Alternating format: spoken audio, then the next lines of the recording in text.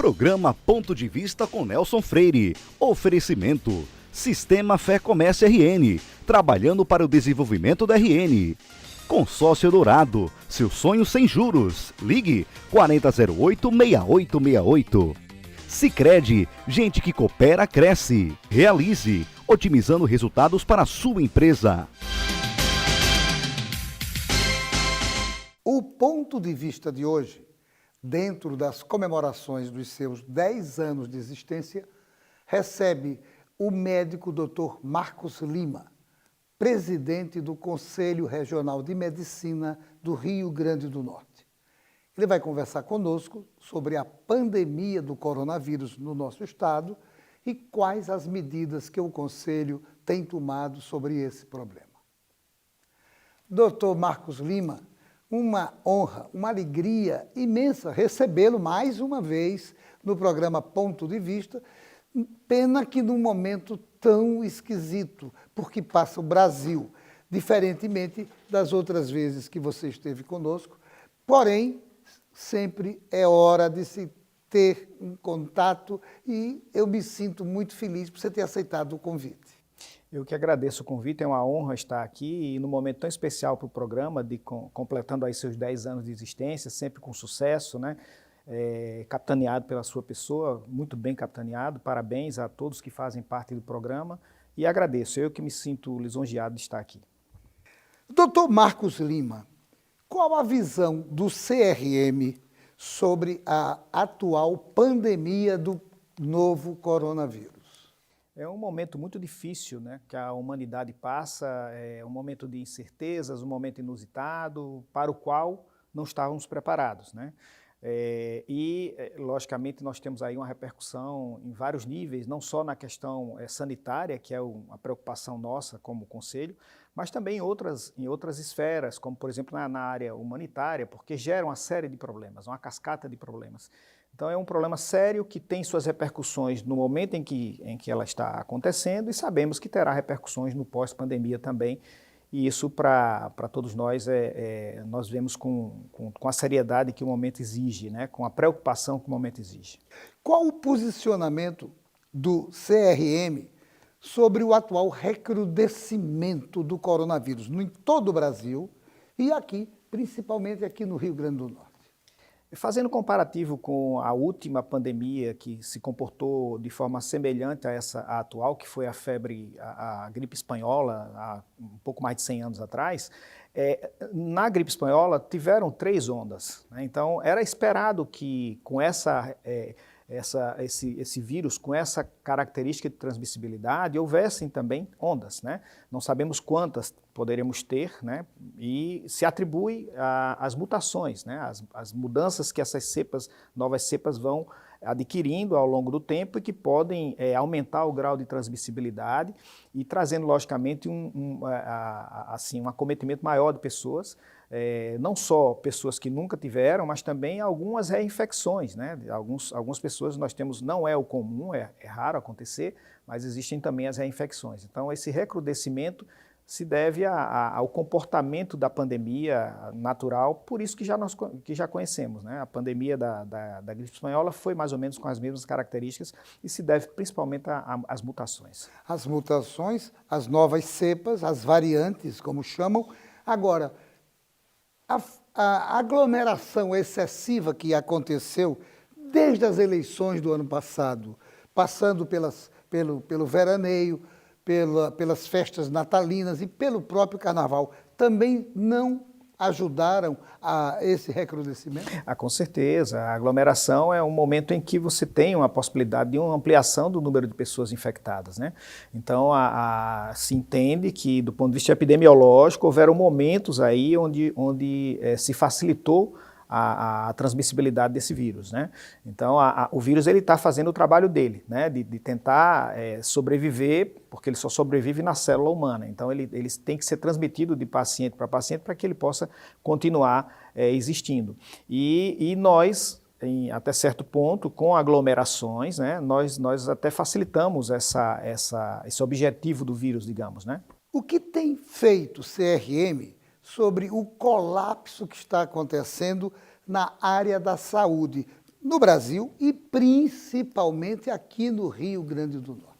Nós, por ser um órgão fiscalizador, o grande desafio do Conselho é transformar relatórios de fiscalização em benefícios, em mudanças para melhorar. Não teria nenhum sentido fiscalizar e encontrar as deficiências e não fazer nada para que aquilo melhorasse. E há aproximadamente 10 anos atrás, o Conselho mudou um pouquinho o seu paradigma e decidiu enfrentar essa situação de forma mais contundente. Então, se tenta de forma administrativa e, quando não se consegue, se ajuiza ações civis públicas, né? Então, o Conselho de Medicina, assim como o Ministério Público, assumiu essa postura de defensor perante a Justiça da sociedade quando se fala em saúde e quando se fala em prática médica.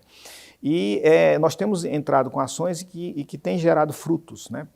Agora, nesse momento, nós temos 135 novos leitos de UTI que fazem parte de uma ação civil pública, que estão tutelados dessa ação civil pública e que eles são perenes, eles são um legado, né? E nesse momento de pandemia eles foram muito importantes, né? E fora outras ações que o Conselho tem feito relacionadas exatamente com essas dificuldades que a saúde pública enfrenta, né? E temos conseguido avançar, né? Então, não é um problema da pandemia, a pandemia só veio para agravar mais ainda essa deficiência, né? Há uma necessidade aguda de ampliação de serviços, de insumos, de medicamentos, de recursos humanos por conta da pandemia, mas nós já tínhamos dificuldades.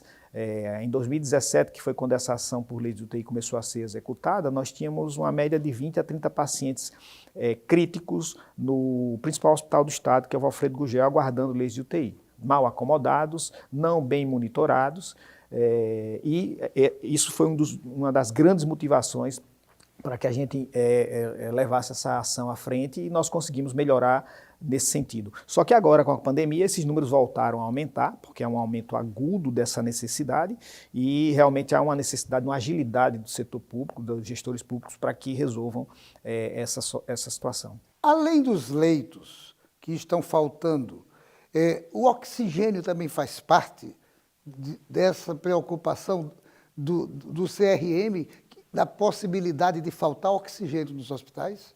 Nesse momento, sim, né?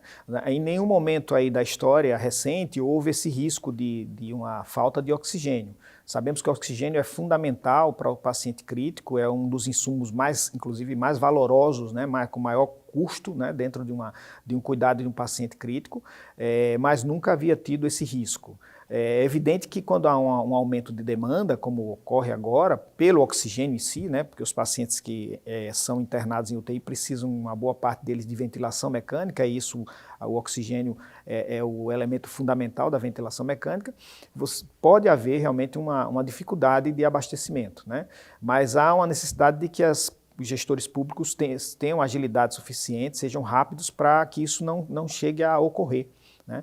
E, logicamente, a gente sabe que os insumos todos são finitos, então há uma necessidade de que também aqueles que são fornecedores de oxigênio, eles tenham a capacidade de se modificar a sua forma de trabalho e ampliar o fornecimento num momento tão difícil como esse. Além do oxigênio, por exemplo, que outros insumos estão mais ou menos fadados a terem falta deles nos hospitais? Já existe sempre alguma dificuldade no setor público, né, em termos de medicamentos. Então, é frequente a gente encontrar nas farmácias hospitalares dificuldades de abastecimento. Então, antibióticos, medicamentos específicos para anestesia, para sedação, né? Então, isso está ocorrendo agora também, né? É uma preocupação de toda a classe médica e de todos que lidam com a saúde pública e com a saúde privada também, a possibilidade de que haja falta desses medicamentos sedativos, que são fundamentais. O paciente intubado ele precisa estar sedado, precisa estar bem. Existem medicações que são bloqueadores neuromusculares também. Então, é um grupo de medicamentos essenciais para esse cuidado, que vão junto com a ventilação mecânica, dar aquela assistência naquele momento em que o paciente precisa desse apoio de ventilação, né? O que é que está sendo feito efetivamente no sentido de suprir essa deficiência, essa possível deficiência? Bom, aí seria mais uma pergunta para os gestores, né, no sentido de que eles têm que ter uma certa agilidade. Eu diria que esse momento é um momento de aprendizado para todos nós e para quem faz gestão pública de saúde, é um momento de refletir sobre as dificuldades que o gestor enfrenta, inclusive no dia a dia, para poder abastecer, né, essa questão burocrática, que é importante que tenha, mas existe uma falta, isso acaba provocando uma falta de agilidade nos processos. Então a gente vê muitas vezes faltar insumos, não porque não tem a verba para comprar, não porque não foi orçado, mas porque o sistema, a burocracia, ela é muito grande, né? Então há uma necessidade de que se reveja para a saúde pública esses sistemas de aquisição de insumos e de medicamentos. Há uma necessidade de que essa pandemia nos ensine que é necessário haver um sistema diferenciado, lógico que com fiscalização, com regulamentação, mas que esse sistema seja diferenciado para dar agilidade à aquisição desses medicamentos. E eu espero que a pandemia faça com que isso prospere, né? Porque uma das dificuldades é essa, infelizmente. O que é que o CRM acha do lockdown que está em vigor até agora e vai durar, pelo decreto, até o dia 3 de abril?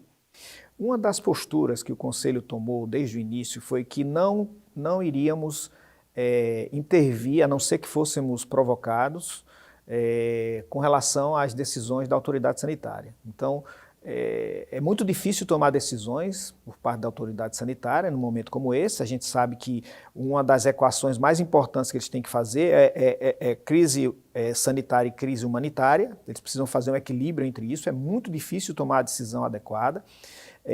Lockdown é uma palavra que significa parar tudo, fechar tudo e ninguém sai de casa, então se utiliza de forma muito frequente, mas na realidade isso pouco aconteceu a nível mundial, né, de se fechar tudo e ninguém sair de casa, mas essa questão do isolamento, né, seletivo, vertical, protegendo aquelas camadas com maior risco de desenvolver a forma grave da doença, né, são necessárias a evitar as aglomerações, né, tanto como já foi dito no momento das eleições, né, e também no final de ano, no veraneio, muitas reuniões acumulando aglomerações. Isso sim que são medidas que devem ser mantidas. Então nós não nos manifestamos, né, também não fomos provocados para participar dessa decisão, né, mas nós respeitamos o que a autoridade sanitária disser. Beleza. Não saia daí. Nós voltamos em instantes para o nosso segundo bloco. Programa Ponto de Vista com Nelson Freire. Daqui a 20 anos, muita coisa vai mudar no mundo. Os carros autônomos estarão por toda parte. A inteligência artificial vai fazer parte do nosso dia a dia. A biotecnologia vai eliminar doenças e nos ajudar a viver mais. As relações vão ficar mais próximas ou mais distantes. E todo mundo, dizem, vai falar a mesma língua. Mas por enquanto que o futuro não chega, você pode se preparar da melhor forma, aprendendo novos idiomas, diminuindo distâncias e fazendo o seu mundo maior. Nestes 20 anos, o Senac Idiomas comemora suas conquistas, ajudando você a chegar aonde você quer estar. Senac Idiomas, 20 anos, celebrando seu futuro. Sabia que agora com o Sicredi você pode pagar suas compras também com o Pix? Quer ver? Abre o app, escolhe o QR Code, digite o CPF, e-mail ou celular. No Pix é muito fácil, vem experimentar. A escolha é sua, a escolha é sempre sua, é sua, a escolha é sempre sua. Vai pagar? Conte com a liberdade de escolha do Sicredi e pague como e onde quiser. A escolha é sempre sua. Seu papel é estudar. O nosso é tornar possível seus estudos. Seu papel é dirigir com responsabilidade. O nosso é tornar possível o seu carro. Seu papel é decidir viver junto para sempre. O nosso é tornar possível o futuro de vocês dois. Seu papel é amar seus filhos. O nosso é tornar possível o lar da sua família. Consórcio Eldorado. Há 30 anos, o nosso papel é tornar possível. Programa Ponto de Vista com Nelson Freire. Voltamos ao segundo bloco com a entrevista com o Dr. Marcos Lima.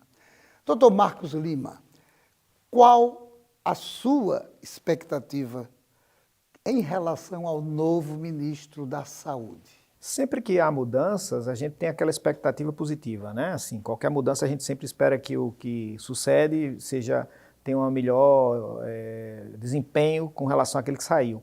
Eu não o conheço pessoalmente, eu sei que ele é um líder, né, dentro da especialidade dele, foi presidente da Sociedade Brasileira de Hemodinâmica, é presidente da Sociedade Brasileira de Cardiologia.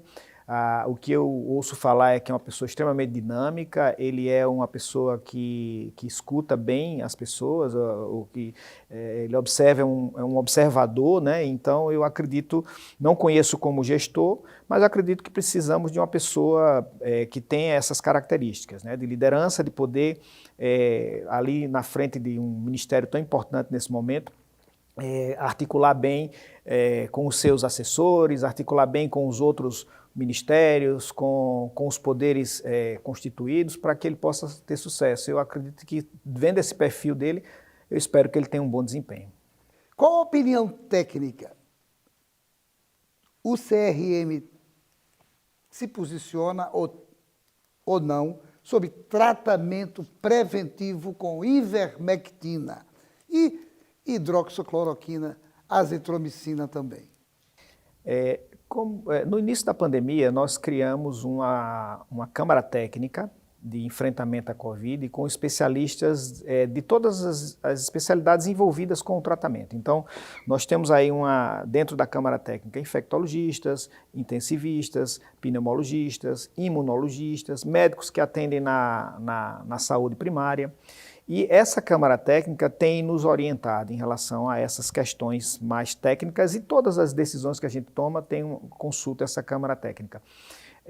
Porque entendemos que é multidisciplinar, ela não é um vírus, ela não é uma doença exclusivamente infecciosa, ela precisa de ter uma opinião de outras especialidades envolvidas na assistência.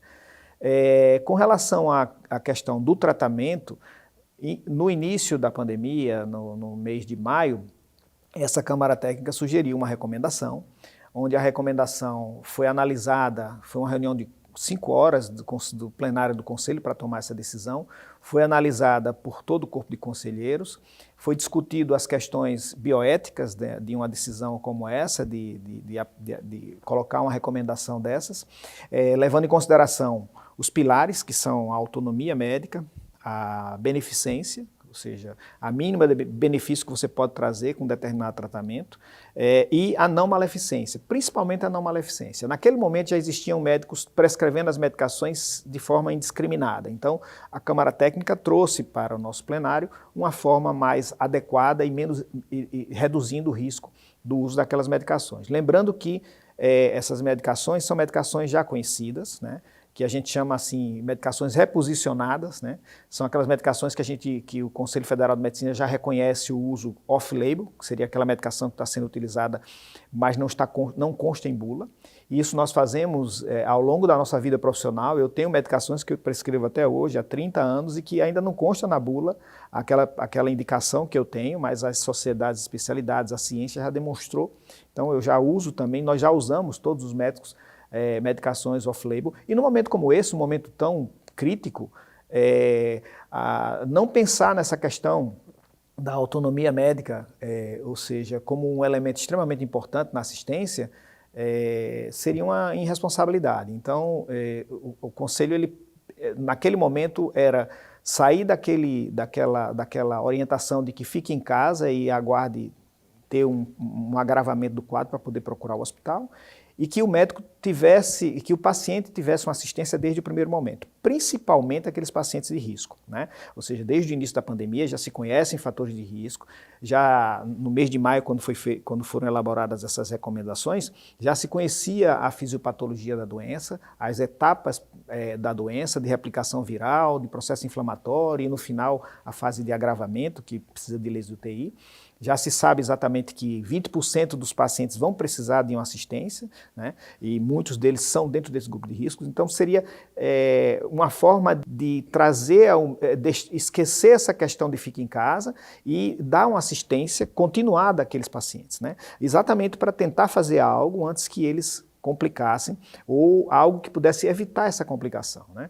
E ao longo do tempo a ciência tem demonstrado que algumas recomendações que foram feitas naquele momento, elas têm sido beneficiosas, né? Por exemplo, o uso do corticoide, né? O uso do anticoagulante. Então aquela recomendação, algumas coisas não foram tão polemizadas, então hoje a gente tem praticamente como aceitas na ciência.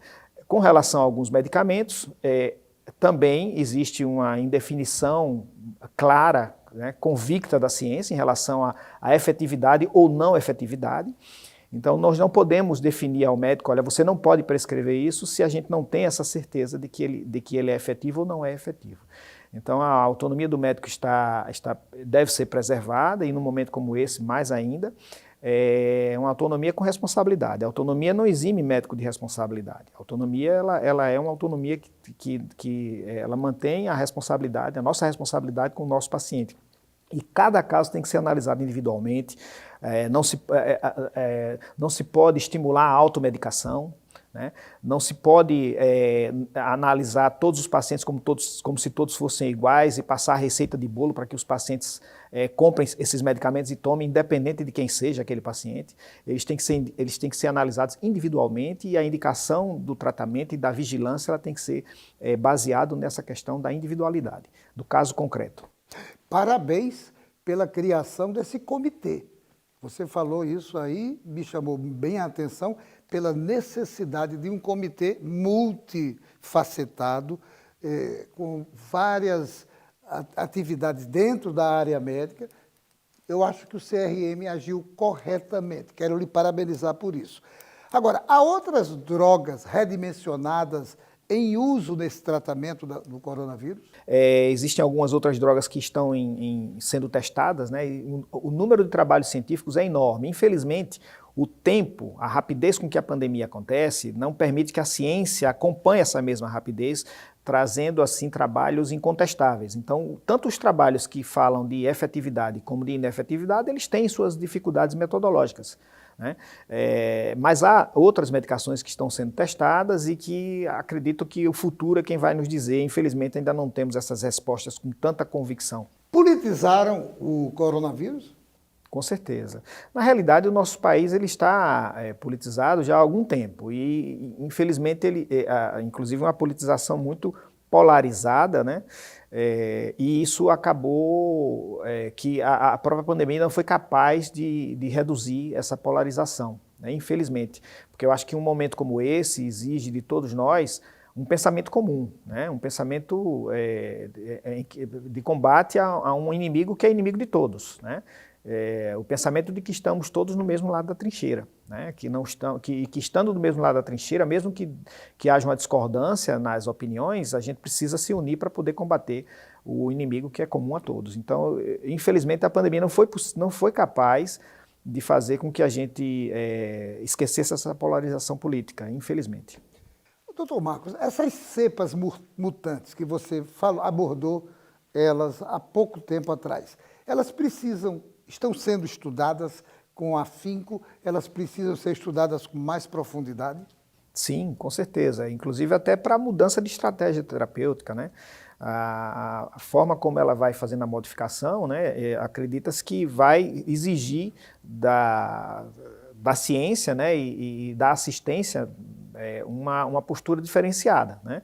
Então é preciso estudar, está sendo estudada, os grandes centros eles conseguem fazer esses estudos e a gente fica na expectativa para ver o que a gente pode fazer pelos nossos pacientes. Agora, uma pergunta que não me quer calar. O que você pensa sobre a morosidade na vacinação contra o coronavírus existentes no Brasil de hoje? É importante que a gente deixe bem claro que todo mundo está tendo dificuldade, né? Não é uma dificuldade inerente ao nosso país e que existem países que estão despontando porque começaram antes, deram uma ênfase maior à vacinação, mas essa dificuldade é mundial, na produção, na matéria-prima, mas Acredito que nós estamos num caminho aí, as notícias que recebemos, né, é que nos próximas semanas nós teremos uma ampliação nessa vacinação, e aí é onde entra o papel fundamental do novo ministro, né, de dar prioridade à vacinação, porque isso sim, apesar de terem sido aprovadas de forma emergencial, elas são comprovadamente eficazes, né? E eu sempre fui um defensor da vacina, porque eu trabalhei no Giseuda Trigueiro como médico neurologista do Giseuda, e na pediatria nós tínhamos mais da metade das crianças eram portadoras de uma meningite complicada, né, com sequelas, crianças que inclusive faleciam por conta dessas meningites, e em 1999 chegou a vacina para hemófilos e essas crianças desapareceram. Então eu sou uma testemunha de que a vacina ela é fundamental.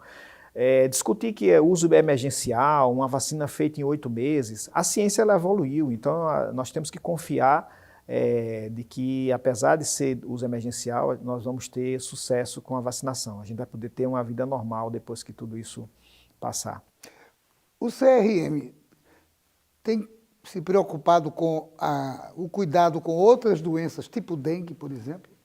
Sim, curiosamente a gente tem visto que não há tanto relato de dengue nesse período, né? Eu acho que aí é uma coisa também que a ciência vai ter que demonstrar por que isso está acontecendo.